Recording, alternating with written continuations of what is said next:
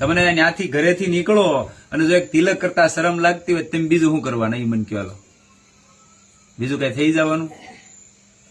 ઓલા શુક્રવારે આયલી ઠેઠલી ટોપી પહેરીને જાય શરમ ન લાગતી ને આપણે હિન્દુ હોવા છતાં, સનાતની હોવા છતાં, રામને પૂંજવા વાળા હોવા છતાં આપણને એક તિલક કરતા શરમ લાગે કે નથી લાગતી? ન લાગતી ના પાડો, આપણી સોખી વાત છે.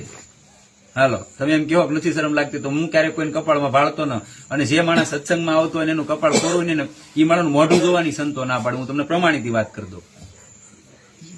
તિલક વગરનું મોઢું જોવાય ના પાડે સંતો, કારણ મોઢું ન જોવાય સવારમાં દી બગડી જાય.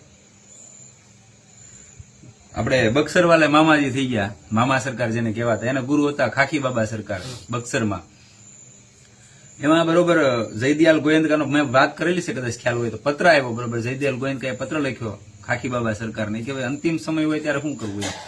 અને હવે આ મામા ત્યારે હતા વૃંદાવનમાં અને જવાનું બિહારમાં બક્સર આવ્યું ત્યાં, એટલે તાર મળ્યો ત્યારે તો તારની વ્યવસ્થા, એટલે નારાયણદાસ ભક્તમાળીજીને મામા તરીકે ઓળખાતા. ત્યાં ગયા, ત્યાં જાય છે એટલે તિલક પધરાવેલું નહીં, ખાલી નાય ને એમને ત્યાં પહોંચી ગયા.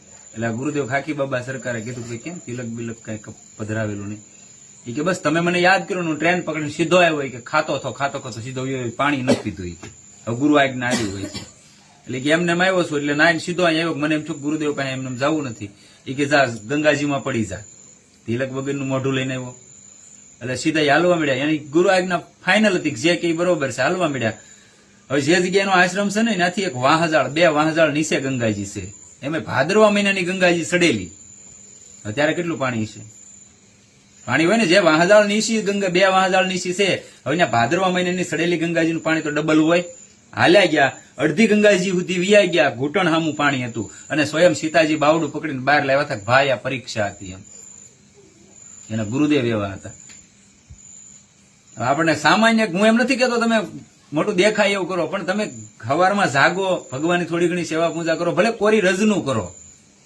વૃંદાવનની છે, ચિત્રકૂટની છે, અયોધ્યાની છે, રજ રાખો અથવા તો ભસ્મ રાખો ઘરે.